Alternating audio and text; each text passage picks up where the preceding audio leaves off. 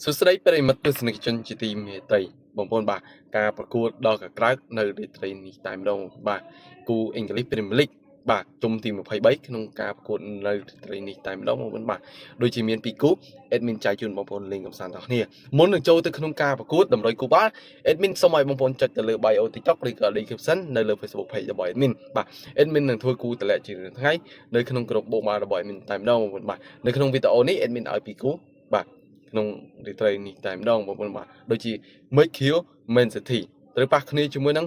Wolverhampton បាទ Wolverhampton កញ្ជ្រោងខ្មៅនេះបងប្អូនបាទបើនិយាយពីការប្រកួតរបស់ក្រុមទាំងពីរវិញ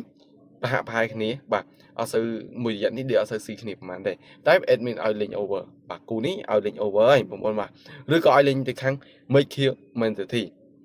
ដឹងតែមានភាគរយឈ្នះច្រើនហើយគូទី2បាទគូទី2បនម៉ៅត្រូវប៉ះគ្នាជាមួយហង្សក្រហមលីវើពូលបាទនិយាយពីការប្រកួតរបស់ហង្សក្រហមលីវើពូលវិញមួយរយៈនេះដូចជា